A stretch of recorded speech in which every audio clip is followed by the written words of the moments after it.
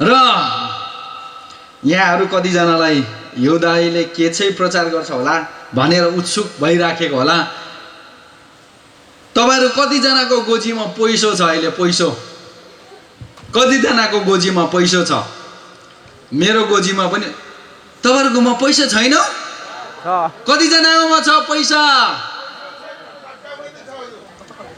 अब तपाईलाई भनौं भनेदेखि हामी धेरैचोटी इंग्लिशमा यसरी भनिन्छ, some people are so much heavenly minded or so much spiritual that they are no good in this earth.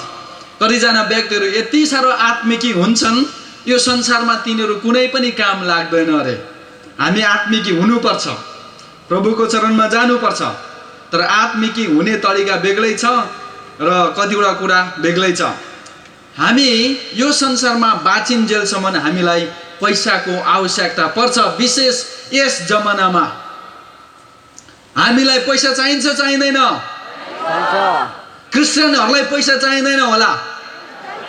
क्रिस्चियनहरुलाई पैसा चाहिन्छ चाहिँदैन? चाहिन्छ। अनि क्रिस्चियनहरुलाई पैसा चाहिँ आकाशबाट परमेश्वरले झार्दिनुहुन्छ हैन त? कहाँबाट आउँछ क्रिस्चियनहरुलाई? संसारकै पैसा सर्कुलेट हुनुपर्छ, यही संसारको पैसा चल्नुपर्छ। यस कारणले गर्दाखेरि म आज तपाईलाई पैसाको विषयमा अलिकति बताउनु मन पर्यो। हाम्रो धेरै जग्गाहरुमा पैसाको विषयमा कुरा गर्ने बित्तिकै ला यो मान्छे त सारा शारीरिक संसारको कुरामा कहाँ ध्यान दिनुहुन्छ पैसामा भनेर। प्रिय मित्र, यो के हो लु भन्नुहोस्? पिछाडीकोलाई थाहा छैन यो के हो? बाइबल। यो छापेको देख्नु भएको होला नि? यो आकाशबाट खसेको हो कि न कतैबाट आएको हो? यो भन्नुहोस् त। यो बनाउनुको निम्ति के चाहिन्छ? पैसा कहाँबाट आउँछ? मेरो गोजीबाट भन्नुहोस् सबैले। यो बाइबल कहाँबाट आउँछ? पैसाबाट आउँछ। अनि पैसा कहाँबाट आउँछ? मेरो गोजीबाट। तपाईले एकदमै राम्रो भन्नुभयो, एकदमै सही सत्य। हामीले धेरैचोटी फिरी भन्छ नि, इंग्लिशमा फिरी भन्छ, नेपालीमा के भन्छ अरे? सित्तैमा। बाइबल पनि सित्तैमा, टेढाक पनि सित्तैमा अरे। सबै कुरा सित्तैमा। हाम्रो बानी बसेको छ सित्तैमा। भएछ भनेदेखि अब नभनौं त्यो कुरा चाहिँ सित्तैमा। हामीलाई यदि यो बाइबल नछापिएको भएदेखि तपाईले प्रभुलाई पाउनु सक्ने थियो? परमेश्वरको विषयमा तपाईले जान्ने थियो? जान्ने थिएन। हामीलाई नेपाली बाइबल हाम्रो हातमा थमाइदिएको छ। सायद तपाईलाई कसैले मुफ्तमा दियो होला, फ्रीमै दियो होला, तर त्यसलाई छाप्नलाई कसैले पैसा खर्च गरेको छ। प्रिय मित्र, पैसा छैन भनेदेखि यो संसार छैन। म तपाईलाई एउटा प्रश्न गर्छु, परमेश्वरले हामी जस्तो गरिबलाई हेर्नुहुन्छ, मानिसले नहेरेर के गर्ने र? तपाईहरु कतिजना घरमा दुःख होला, रुपैयाँ पैसाको समस्या होला, तपाईलाई थाहा छ गरिबीपन चाहिँ के हो भन्ने कुरा तपाईले स्वाद पाउनु भएको छ। मैले यहाँ एउटा कविता लेखेको छु, गरिब हुँदा चाहिँ के हुन्छ भन्ने कुरा। कतिजनाले सुनिसक्नु भएको छ, तपाईहरुलाई कान बन्द गरेर बस्नुहोस् सुनिसक्नेहरुले। सुन्ने अरे सुनिसक्नेहरुले पनि। गरिब हुँदा चाहिँ के हुँदो रहेछ भन्ने कुरा मैले राम्ररी चाखेको छु। बिरही थिए, बिरही कविता कोर्थे, बैरागी थिए, बैरागी भएर हिँड्थे, रितिएको थिए, जोगी भएर घुम्थे, भिखारीको छाप लाग्न मात्र बाँकी थियो, अलिकति बाँकी रहेको थियो। पुष माघको तुसारो परेको बिहान, खाली खुट्टा हिँड्दा के हुन्छ? मार्किनको सर्ट र खाइएको हापेनले हिउँदो जाडो रोक्न नसक्दा कामेको, बर्खे झरीमा मुसा झै भिजाई, स्कुलमा पुग्दा शिक्षकको पिटाई कस्तो हुन्छ मैले चाखेको छु। भोगले गर्दा होस उडेको बेला, बासी भातको यादले राल चुहेको, मासुको सम्झनाले बेहोस भएको, खानु पायो भन्दैमा शरम पचाएर, अपच खाएर घिचुवा नाम कमाएको, चोट कस्तो हुन्छ मैले चाखेको छु। थाकेर लखत्रन्न भएर आउँदा घरकी आमाले चामल सकियो भन्दा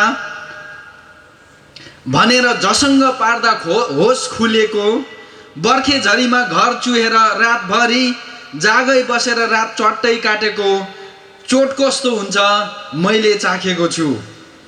भुराभुरी मासु खानु नपाएर मुसा कुद्दा पनि ऊ चिची भनेको, सेवामा जाँदा दिएको बिस्कुट छोराले मुखभरि लाउँदा अड्केर आत्तिँदै कतिको आत्तिएर पानी खोजेको चोट कस्तो हुन्छ मैले चाखेको छु। गरिब हुनु एउटा श्राप हो। सबैजनाले भन्नुहोस्, गरिब हुनु एउटा श्राप हो। गरिब हुँदाखेरि मुसाले पनि तपाईँलाई पत्याउँदैन, आफ्नै मान्छेले पनि पत्याउँदैन, छिमेकीले पनि पत्याउँदैन, माथिल्लो घरे तल्लो घरे त्यो जेठा थेबा च्याङ्बाहरूले त संसार कहाँ पत्याउँथ्यो र। गरिब हुनु एउटा श्राप हो। यो संसारमा गरिब हुनु जतिको ठुलो श्राप केही पनि छैन। प्रिय मित्र, तपाईँको निम्ति एउटा म खुसीको खबर भन्न चाहन्छु। आजदेखि तपाईँले यो दिमागबाट यो निकाल्नुहोस्, म धर्मी हुनुको निम्ति, परमेश्वरको डर र भएर राखेर हिँड्नको निम्ति गरिब हुनु पर्दैन भन्ने कुरा तपाईँको आज दिमागमा पसोस्। जब यीशु ख्रीष्ट क्रुसमा मर्नुभयो, हामी बाइबलमा हेर्छौँ गलाती 3:13 ख्रीष्ट हाम्रो निम्ति श्रापित बनेर हामीलाई व्यवस्थाको श्रापबाट उहाँले छुटकारा दिनुभएको छ। गलाती 3:13 हाम्रो निम्ति श्राप बनेर ख्रीष्टले हामीलाई व्यवस्थाको श्रापबाट मोल तिरेर छुटाउनु भयो, किनकि काठमा झुन्डिने हरेक श्रापित हुन्छ भन्ने लेखिएको छ। के लेखेको रहेछ? हामीलाई केबाट छुटकारा दिनुभयो अरे? व्यवस्थाको श्रापबाट उहाँले हामीलाई छुटकारा दिइसक्नु भएको छ। व्यवस्था 28 अध्यायको 14-15 पददेखि तपाईँले पढ्दै जानुहोस्। श्राप भन्ने कुरा चाहिँ के हो? त्यहाँ लेखेको छ, यदि तिमीहरूले यो वचन मेरो व्यवस्थालाई होसियारी साथ पालन गरेनौ भनेदेखि यी सबै श्रापहरू तिमीहरूलाई लाग्नेछ र तिमीहरूलाई उछिटिएर जानेछ भनेर लेखेको छ। श्राप, तिमीहरूको देशमा अनिकाल हुनेछ, तिमीहरू ठाउँमा खडेरी लाग्नेछ, रोग बिमारहरू आउनेछ भनेर। अनिकालको अर्थ हो गरिबीपन, खानु नपाउनु। मैले भनिहालेँ, गरिब हुनु श्राप हो, अनि बाइबलले पनि त्यस्तै लेखेको छ। गरिब श्राप हुनु भनेको चाहिँ गरिबीपनलाई चाहिँ श्रापसँग तुलना गरेको छ, श्रापसँग। म तपाईँलाई आज एउटा खुसीको कुरा भन्न चाहन्छु। जब यीशु ख्रीष्टले तपाईँलाई उद्धार र मुक्ति दियो, त्यस दिन गरिबीपनको श्रापबाट पनि तपाईँलाई छुटकारा दिएको छ। हालेलुया! भन्नुहोस्, मलाई यीशु ख्रीष्टले गरिबीपनको श्रापबाट छुटकारा दिनुभएको छ। यदि ख्रीष्टले तपाईँलाई गरिबीपनको श्रापबाट छुटकारा दिएको छ भनेदेखि तपाईँ के भएको छ? अब के भयो? हालेलुया! प्रेज द लर्ड! तपाईँ आज धनी भएको छ। तपाईँ भन्नुहुन्छ, अन्त मेरो गोजीमा एउटै रुपियाँ छैन, फर्केर जाने गाडी भाडा पनि छैन। प्रिय मित्र, तपाईँको निम्ति ख्रीष्टले प्रभुलाई ग्रहण गरिदियो तपाईँको निम्ति, कि के गर्नु पर्यो? तपाईँले ग्रहण गर्नु पर्यो होइन, कि ख्रीष्टले गरिदिनु पर्यो? भन्नुहोस् न हौ दिदी बहिनीहरू। एउटा कथा भन्छु है, फेरि म रिस उठ्यो भनेदेखि अहिले। लु भन्नुहोस् त, आफैले ग्रहण गर्नु पर्यो। ख्रीष्टले तपाईँको निम्ति उद्धारको योजना बनाइदियो, उद्धारको कार्य खत्तम गरिदियो, तपाईँको निम्ति उद्धार त्यहाँ रेडी गरिदियो। तर तपाईँले गएर तपाईँले नै कुछ गर्नु पर्यो। हामी रेडी गरेर तपाईँलाई पस्केर थालमा लगाइदिन्छौँ। मुखमा लगाउने काम कसको? मुखमा लगाएर यहाँ लगाएर तलतिर लडाई पठाउने काम कसको? कसको अरे? हाम्रो, तपाईँको, मेरो भन्नुहोस्। त्यसरी नै ख्रीष्टले तपाईँलाई गरिबीपनको श्रापबाट छुटकारा दिइसक्नु भएको छ। तर त्यसलाई लिने काम कसको? व्यवस्था 18 अध्यायको 8 पदमा होला, 8 अध्यायको 18 पदमा लेखिएको छ,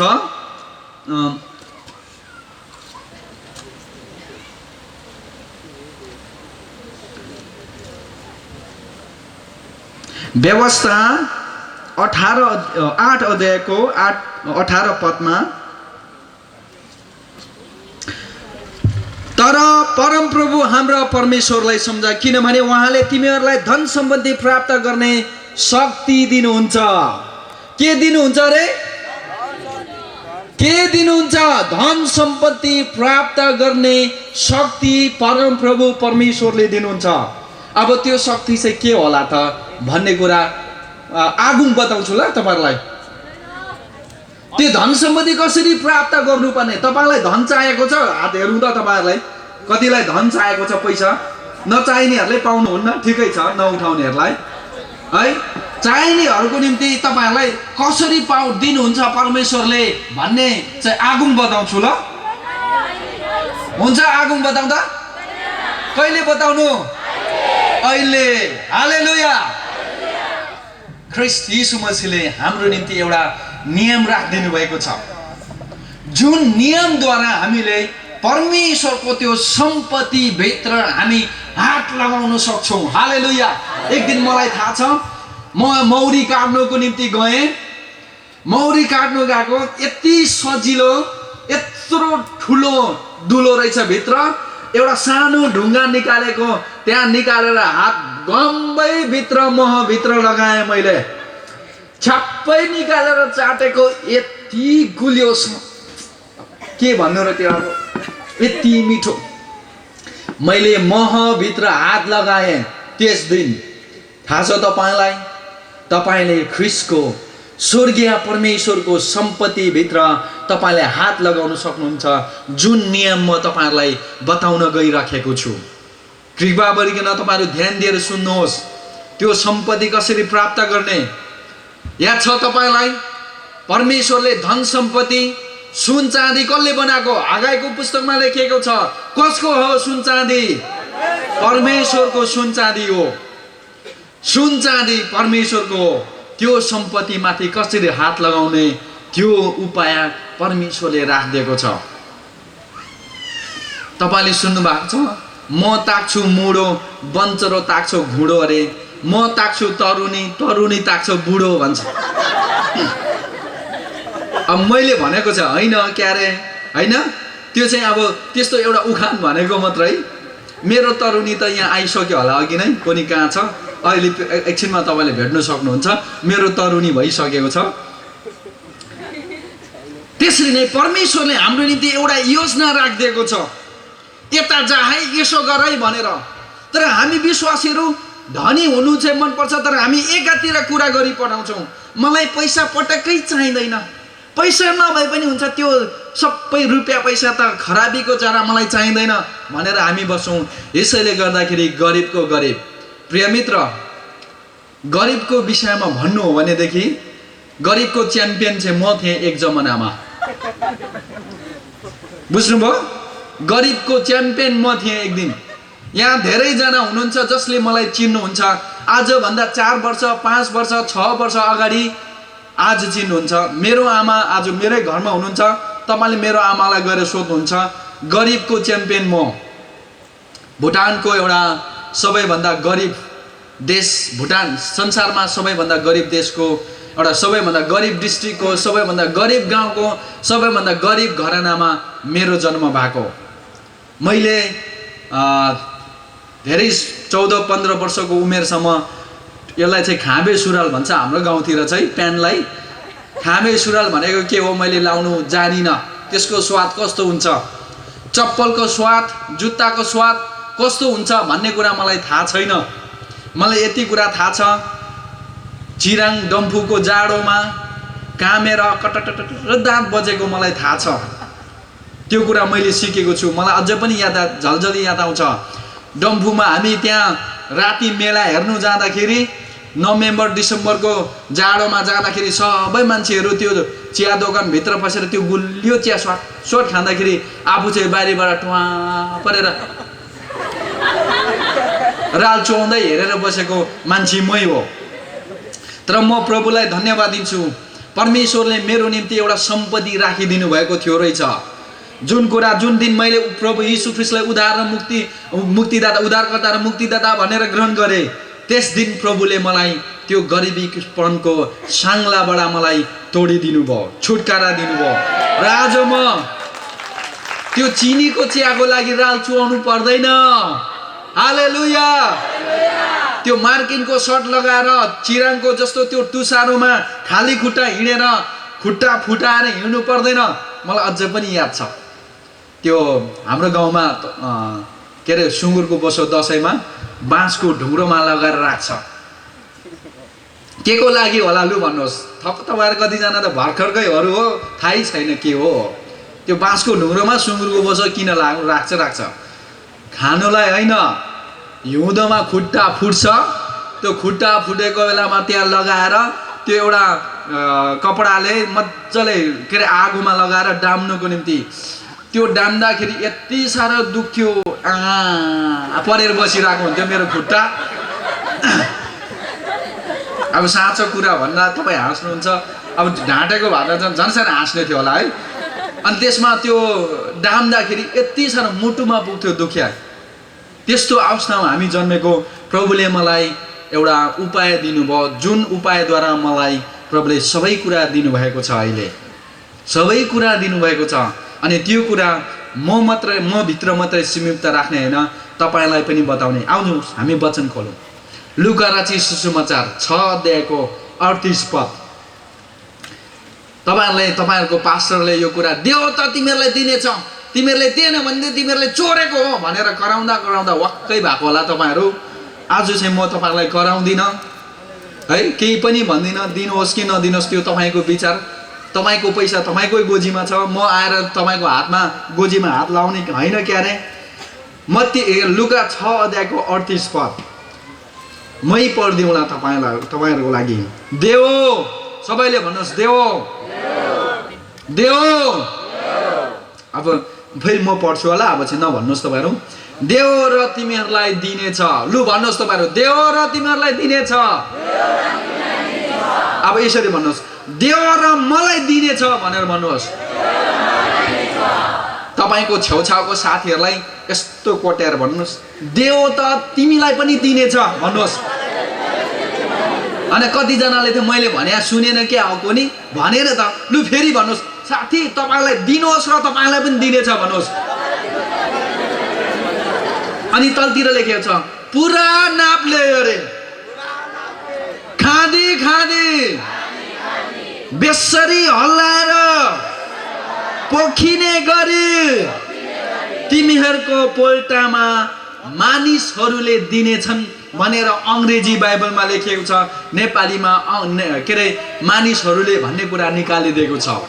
कसले दिने रहेछ तपाईँहरूलाई? मान्छेहरूले आकाशबाट झर्दैन। म तपाईँलाई भन्छु, तपाईँले मर्कुस रचित सुसमाचार 4 अध्यायमा बिउ छर्ने उखानको विषयमा भन्नुभयो यीशुले। 14 पदमा, मर्कुस 4 को 14 पदमा भन्नुभयो, बिउ छर्नेले के छर्छ रे? वचन छर्छ। अनि यूहन्ना रचित सुसमाचार 6 अध्यायको 67 पदमा 60, यूहन्ना रचित सुसमाचार 6 अध्यायको 67 पदमा 68 पदमा रहेछ के अरे 63 मा रहेछ 63 पदमा, बिउताउने आत्मा हुन्, यीशुले देहले केही फाइदा दिँदैन त ती त कुरा जो मैले तिमीहरूलाई सिद्ध गरेको छु ती आत्मा र जीवन हुन्। यीशुले बोलेको वचनमा आत्मा र जीवन छ। छर्नेले के छर्छ अरे? वचन छर्छ, वचनलाई बिजनसँग तुलना गरेको छ। अनि बिजनभित्र के हुँदो रहेछ? आत्मा र जीवन हुन्छ। याद राख्नुहोस्, बिजनभित्र के हुने रहेछ? बिजनभित्र के हुने रहेछ? मकैको दानाभित्र जीवन हुन्छ, त्यसैले त्यो उम्रेर त्यसले फलाउन सक्छ। तपाईलाई म एउटा आश्चर्यकर्म अचम्मको कुरा म देखाउन चाहन्छु। आज हामी दोस्रो कुरिन्थी 4:9 अध्यायको 7 पदलाई पढौँ, 6 र 7 पदलाई पढौँ। 9 अध्यायको 6 र 7 लाई। तर कुरा यही हो, सबैले भन्नुहोस्, कुरा यही हो। अब नभन्नुहोस् है, किफायतीसँग छर्नेले किफायतीसँग काट्छ र प्रशस्तसँग छर्नेले प्रशस्तसँग काट्छ। तपाईले यहाँ 1 पददेखि पढ्दै जानुभयो भनेदेखि यहाँ पावल दाजुले, हाम्रो माथि स्वर्गमा गइसकेको पावल दाइले चाहिँ पैसाको विषयमा, भेटीको विषयमा बताएको छ। यसको मतलब के हो भनेदेखि चाहिँ वचन जति पनि भेटी हामी चढाउँछौँ, जति पनि अरूलाई दिन्छौँ, ती सबैलाई पनि पावलले छर्ने विषयमा लेखेको छ, छर्नेसँग तुलना गरेको छ। भन्नुको मतलब हामीले दिएको हरेक भेटी चाहिँ एउटा बिजन रहेछ। भन्नुहोस्, तपाईले साथीलाई कोटाएर तपाईले दिनुभएको हरेक भेटी चाहिँ एउटा बिजन हो भन्नुहोस्। अलिक साह्रो भन्नुहोस् न, एउटा बिजन हो।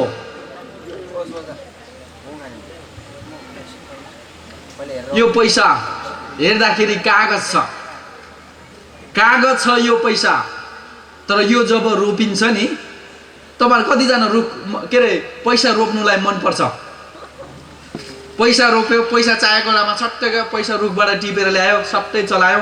हामीले त्यसै गरिरहेको छौँ केन्चलामा। हाम्रो केन्चलामा कतैबाट महिनै पैसा लाए तिम्रो बाइबल स्कुल गर ला भनेर पैसा कतैबाट पनि आउँदैन। सोध्नुहोस्, हाम्रो यहाँ साथीहरू यहाँ जिउँदै छ, थुप्रै छ यहाँ स्टाफहरू, सबै म बताइदिन्छु के भयो कसो भयो सबैलाई बताइदिन्छु म। हाम्रो केन्चलामा छैन। हामी के गर्छौँ भने नि, बताउँ म, सुन्नु चाहनुहुन्छ? हामीले पैसा रोपिराख्छौँ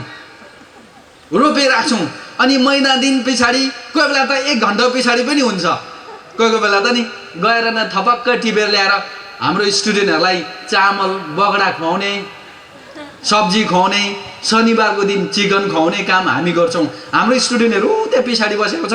सेवा सक्ने बित्तिकै सिलास दाजुले ढाँटेको कि साँच्चै भनेको भनेर सोध्नु सक्नुहुन्छ। हामी गएर टिप्छौँ। तपाईहरू कतिजना पैसा रोपेर पैसा टिप्नु चाहनुहुन्छ? हात हेरौँ त। पावल दाजुले भनेको रहेछ यहाँ बाइबलमा, हामी पैसा रोप्न सक्छौँ अरे। हामीले लगाएको हरेक भेटी,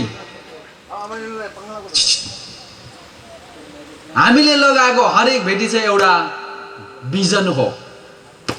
तपाईले जे गरिरहनु भएको छ यो एउटा बिजन हो।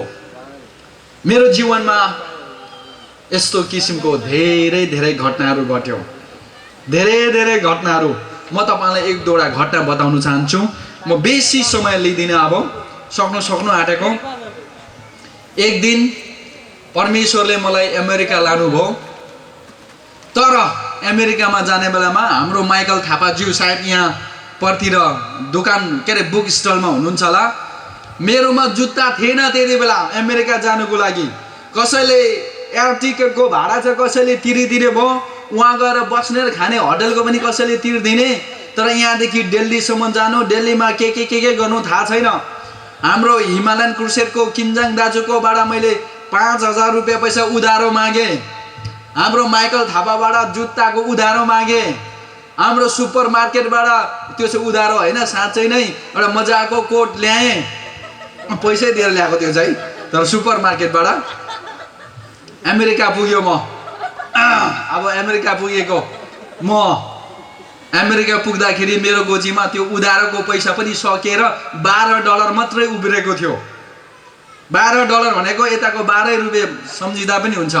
विदेशमा यहाँबाट खनेर ठुलो दुलो पारेर गयौँ भनेदेखि त्यहाँ हामी पुग्छौँ, अमेरिका पुग्छौँ।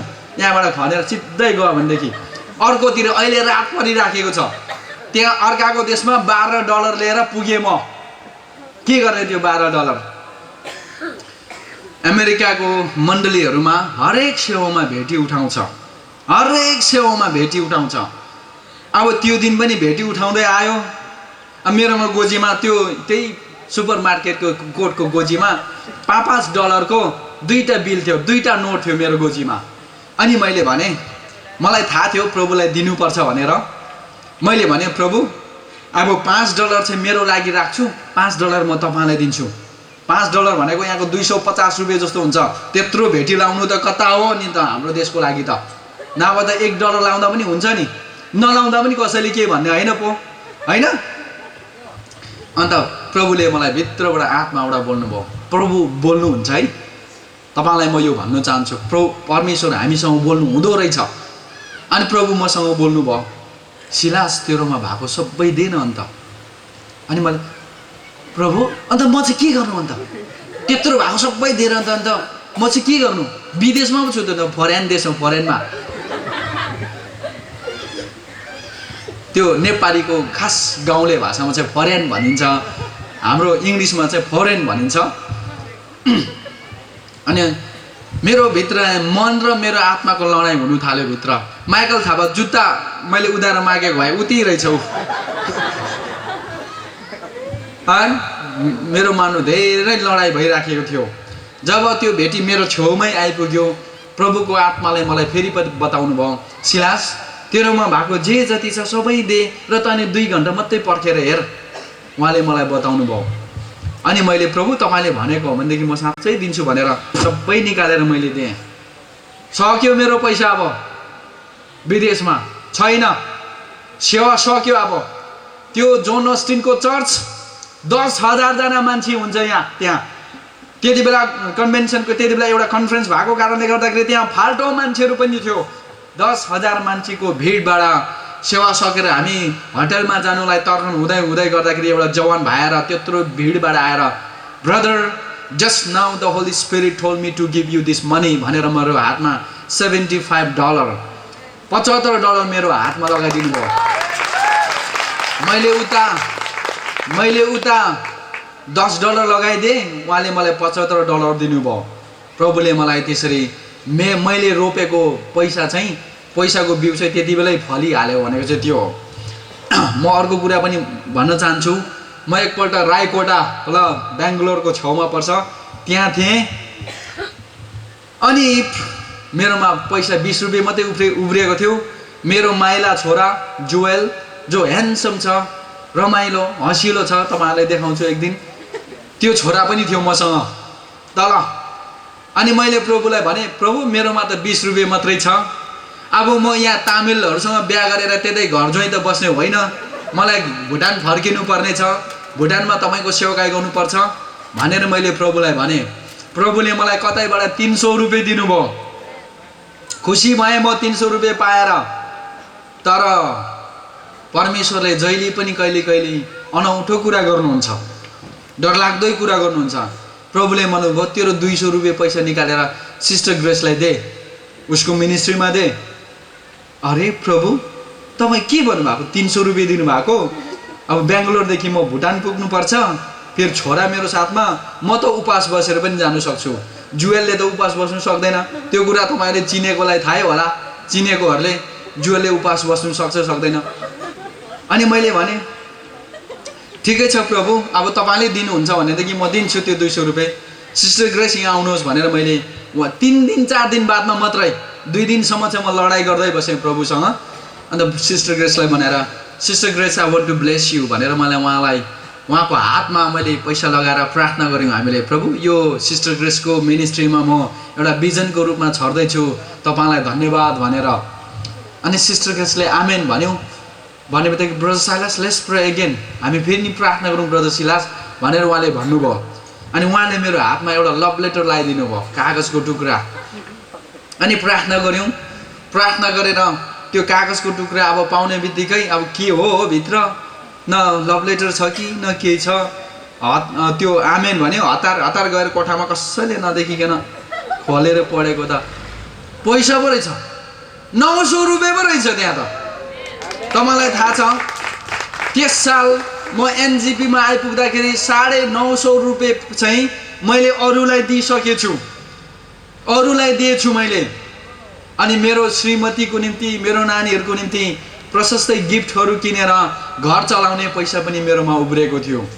प्रिय मित्र, यो दिने नियम, छर्ने र कट्नी गर्नेको नियमलाई हामी नेपाली मण्डलीहरूले जान्यौँ भनेदेखि हाम्रो नेपाली पास्टरहरू गरिब हुँदैन।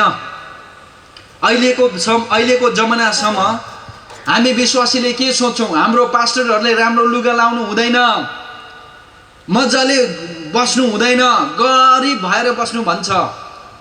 प्रिय मित्र, हाम्रो पास्टरहरू हाम्रो गोठालाहरू हो, हाम्रो प्राणको रक्षा गर्नेहरू हो।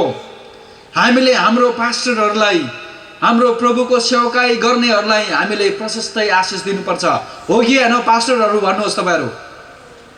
पास्टरहरू मुख बन्द भइराखेको छ, अब के गर्नु? हो कि होइन पास्टरहरू? हो कि होइन? हाम्रो पास्टरहरूलाई त स्वर्गीयबाट पैसा खसिहाल्छ, अन्त के चाहिएर, होइन? स्वर्गीयबाट खसेको पैसा यहाँ चल्दैन। तपाईँले त्यो स्वर्गीयबाट खसेको पैसा ब्याङ्कमा लानु हो भने तपाईँलाई पक्रा गरेर लान्छ। पैसा विश्वासीले दिनुपर्छ कि अरू धर्मकोहरूले आएर पो दिन्छ कि? दिन्छ पैसा हाम्रो पास्टरहरूलाई? दिँदैन। हाम्रो मण्डली, हाम्रो यो देशलाई ख्रिस्टमा जित्नु हो भनेदेखि हाम्रो गोजीबाट निस्किनुपर्छ। हालेलुया, हालेलुया। अनि जब तपाईँको गोजीबाट निस्किन्छ तपाईँ पनि आशिषित हुनुहुन्छ, तपाईँको मण्डली पनि आशिषित, तपाईँको पास्टर पनि आशिषित। हालेलुया। परमेश्वरको राज्यको पनि वृद्धि भएर जान्छ। यो दिने, यो छर्ने र कट्ने गर्ने काम यो बाइबलमा लेखिएको छ। जसले प्रशस्तैसँग छर्छ त्यसले प्रशस्तैसँग कट्ने गर्छ। प्रिय मित्र, आज म तपाईँलाई यो भन्न चाहन्छु, हाम्रो हरेक कन्फरेन्समा यो एउटा बाइबलिकल फाइनेन्सेस या त पैसा रुपियाँको विषयमा हामी सिकाउँछौँ। र आज मैले तपाईँलाई सिकाएँ, भरे बेलुका स्पेसल भेटी उठाउनुको लागि होइन। तपाईँले नदिनुहोस्, तपाईँले नदिँदाखेरि केन्चोला बाइबल ट्रेनिङ सेन्टर बन्द हुँदैन कि हुन्छ? हौ हुन्छ, भन्नुहोस् त। हुँदैन। तर यदि तपाईँ आशिषित बन्नु चाहनुहुन्छ भनेदेखि तपाईँले दिनु सक्नुहुन्छ, तपाईँले दिनु सक्नुहुन्छ।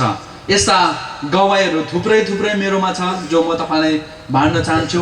तर म तपाईँलाई आज अलिकति बेसी छिटो नै तपाईँलाई छोडेर तपाईँलाई अलिकति फ्री टाइम दिनु चाहन्छु म। यसै कारणले गर्दा त्यस्तै स्पिकरहरूलाई सबैले मन पराउँछ नि, होइन? हो कि होइन भन्नुहोस् त? त्यसलाई मलाई पनि सबैले मन पराओस् भनेको मात्रै मैले। तर म तपाईँलाई एउटा गवाई जस्तै भनेर म तपाईँलाई यो अन्त गर्न चाहन्छु।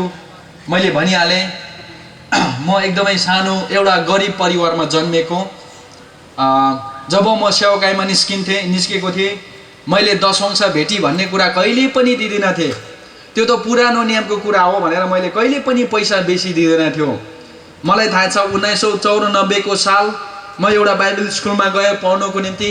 त्यो बाइबल स्कुलमा जाँदाखेरि मैले थिम्पूमा 3 जना छोराहरू र मेरो श्रीमतीलाई 500 रुपियाँ पैसा दिइराखेर, मेरो श्रीमती त्यति बेला 2 जिएको थियो, त्यस्तै छोडिराखेर म गएँ 4 महिनाको लागि। अनि मेरो छोराहरू, मेरो श्रीमती केडी समिल भन्ने जग्गामा थिम्पूमा बस्थ्यो रहेछ। अनि त्यो चाहिँ एउटा सानो घर भाडा लिएर बस्दाखेरि सिलिङ चाहिँ बोराको सिलिङ रहेछ, सिलिङ बनाएको, माथिबाट मैला खस्छ भनेर बोराको लगाएको रहेछ। अनि मेरो साइला छोरा नवीन भन्छ, त्यो छोरा बिमार भएर जाती भएको थियो रहेछ। अनि त्यति बेला मेरो छोरालाई साह्रै मासु खानु मन पर्यो। तर मेरो श्रीमतीकोमा, हाम्रोमा पैसा थिएन त्यति बेला हाम्रो नानीहरूलाई मासु खुवाउने। अनि त्यो त्यहाँ मुसा कुद्दाखेरि मेरो नानीले भन्थ्यो अरे, आमा आमा चिची भनेर कराउँथ्यो अरे मेरो नानी। त्यस्तोसम्म भएको हामी। मेरो श्रीमती त्यहाँ पछाडि बसिरहेको छ, अझै पनि जिउँदैछ।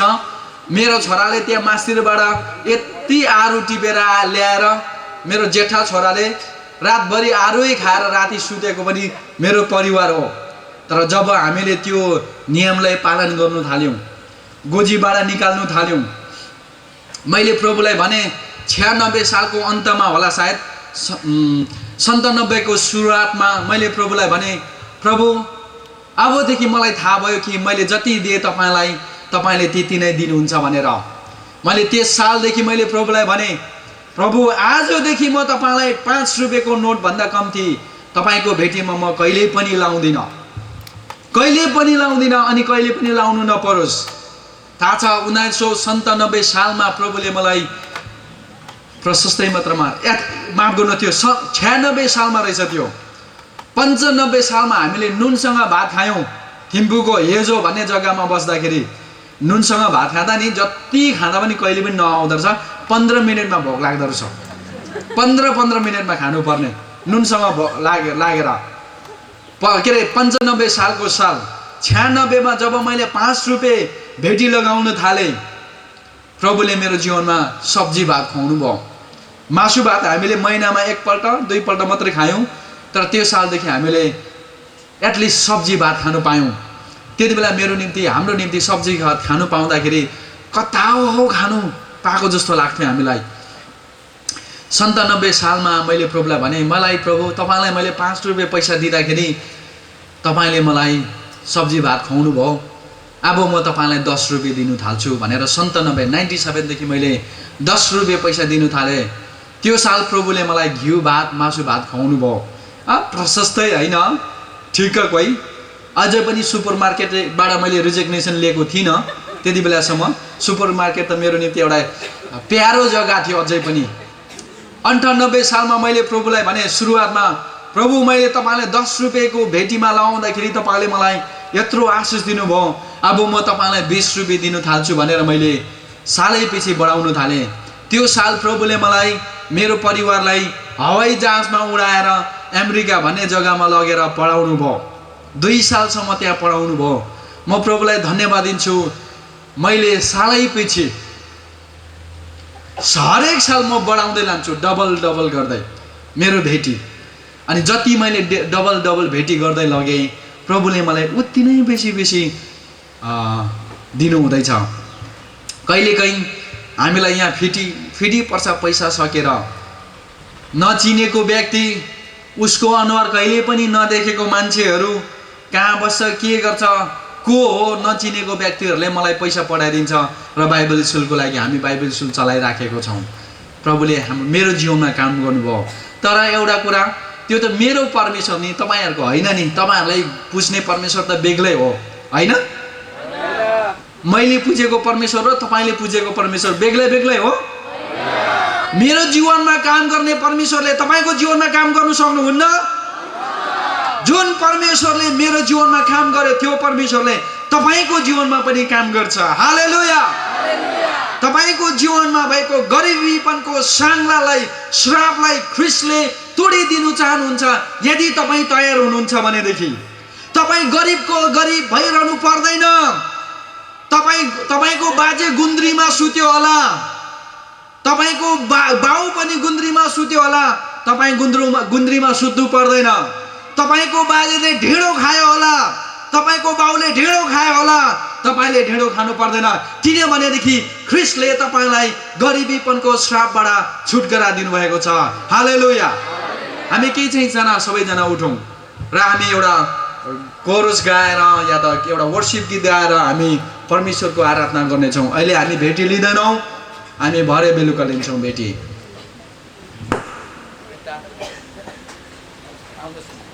एउटा कोरस गरेर हामी सबैजना प्रार्थना गर्दै रहौँ।